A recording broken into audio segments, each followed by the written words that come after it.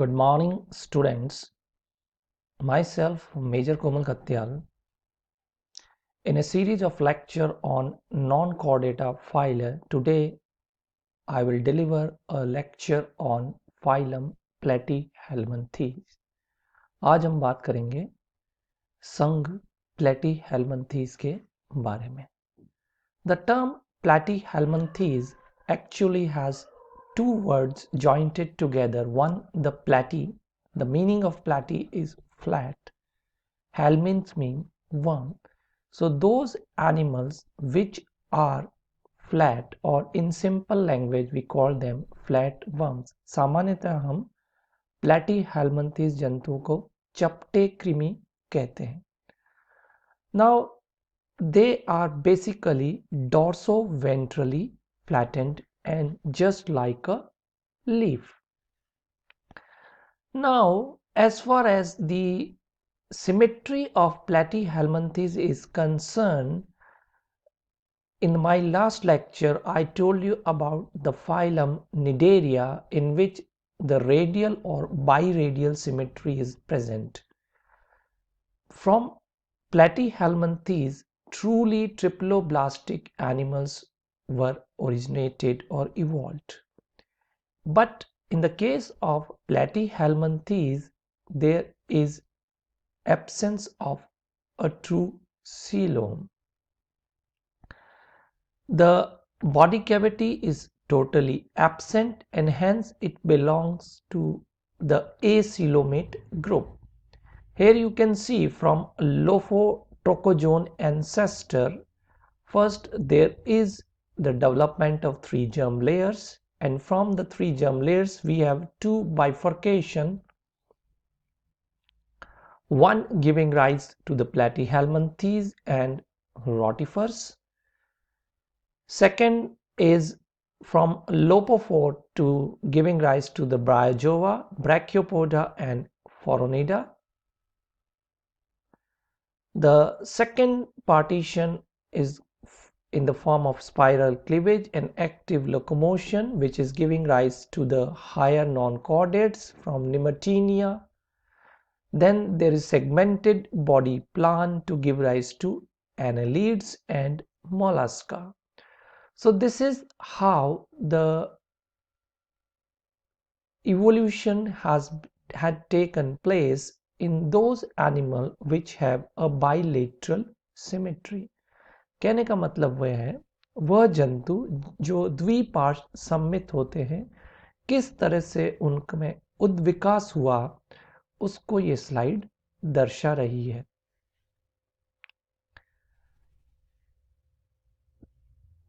General characters of the phylum Platyhelminthes: they are triploblastic, body derived from three embryonic germ layers, the ectoderm, mesoderm and endoderm.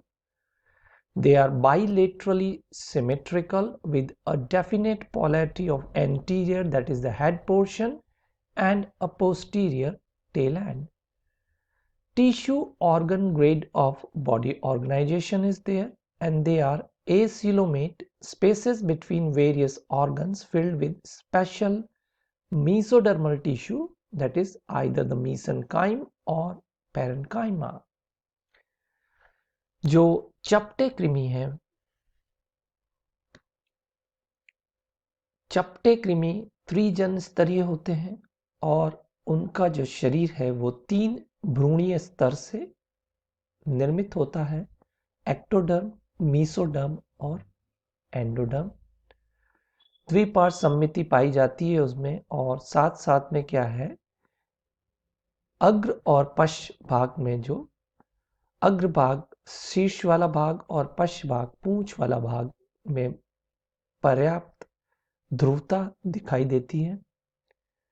उत्तक अंग grade का उनके अंदर शारीरिक संगठन होता है. एसिलोमेट मतलब ये अदेहगुई जंतु होते हैं, और जो शरीर के विभिन्न अंग हैं उनके बीच में जो जगह होती है वो मीसोडर्म के उत्तक, जो मीसेनकाइम या पैरेनकाइमा होता है, उससे भरी हुई रहती है. This is the classification of body cavity. The acoelomate in the left top, the coelomate in the right top, and at the center bottom are the pseudocoelomate. एसीलोमेट जो जंतु हैं उसमें आपको बहुत साफ मीसेनकाइम दिखाई दे रही है गट के चारों तरफ, और उसके चारों तरफ है एक पेशियों की अस्तर और एक्टोडर्म। सीलोमेट में अगर आप देखेंगे तो एक्टोडर्म, उसके बाद अंदर क्या है एंडोडर्म गट वाले भाग में, और वहां पर क्या है गट के चारों तरफ एक देहगुहा या सीलोम उपस्थित है। कूट देहगुई जो सूडोसीलोमेट होते हैं जैसे एस्केलमेंथीज या निमेटोड्स होते हैं, उनके अंदर जो गट है, गट के चारों तरफ की जो जगह है उसमें जो सीलोम के समान देहगुहा होती है वो वास्तविक सीलोम नहीं होती, क्योंकि वो मीसोडर्म से आश्रित नहीं होती है। This is the organization of acoelomate animals. You can see the internal organization very clearly visible. The mesodermal organs are there. Gut is surrounded by endoderm. Outermost layer is the ectoderm. The filling tissue in the form of parenchymatous, which is derived from mesoderm. This is the example of a pseudocerous bifurcus. So the platyhelminthes are free living and parasitic. Second, they have an incomplete gut. It means that is without anus. There is no circulatory system.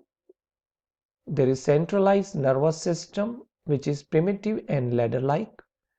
The adhesive structures like hooks, spines, suckers and adhesive secretion common in the parasitic forms. An excretory system includes lateral canals and protonephridia, which are the characteristic feature of platyhelminthes known as the flame cells. तो जो चपटे कृमि हैं उनमें स्वतंत्र जीवी भी होते हैं और परिजीवी भी होते हैं, और इनकी जो आहार नाल है उसको अपूर्ण आहार नाल कहा जाता है, क्योंकि उसमें केवल एक ही छिद्र होता है, मुख गुदा का अभाव होता है। चूंकि ये चपटे कृमि हैं, इनमें कोई विशिष्ट अंग नहीं होता श्वसन या परिवहन के लिए।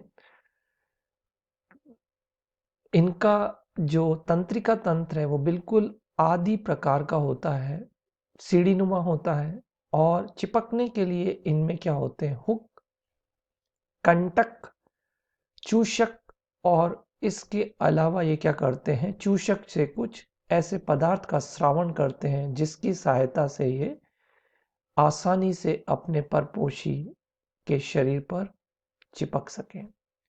अगर उत्सर्जी अंग की बात करें तो इनके शरीर में क्या होता है, पार्श्व में बहुत सारी नाले केनाल होती हैं, और उनके जो अंतस्थ सिरे हैं वहां पर क्या होता है प्रोटोनेफ्रिडिया, या जिसको हम ज्वाला कोशिकाएं कहते हैं।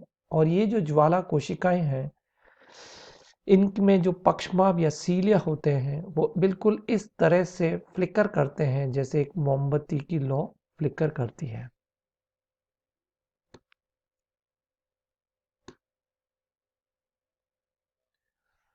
They are dorsoventrally flattened, usually with a well-defined ventral surface bearing mouth and gonopore. The epidermis is cellular or syncytial. It is frequently ciliated. The muscular system of mesodermal origin, the longitudinal, circular and oblique muscle layer beneath the epidermis. Skeletal and respiratory system are absent. Sense organs, simple eye spots or photoreceptor in free living forms like Dugachia or Planaria. The reproductive system is complex, well-developed gonads with gonoducts and accessory organs. तो जैसा मैंने व्याख्यान के शुरू में बताया कि ये जो चपटे कृमि हैं ये पृष्ठ अधर सतह से चपटे होते हैं, और इनकी जो अधर सतह है वो ज्यादा विकसित होती है, और उस पर क्या होता है मुख और जनन छिद्र पाया जाता है। जो अधिचर में मतलब एपिडर्मिस है वो या तो कोशिकीय होती है और ये क्या हो सकती है, मल्टी न्यूक्लिएट हो सकती है, बहुकेंद्रकीय होती है और अधिकतर जंतुओं में इस पर पक्षमाभ या सीलिया पाए जाते हैं।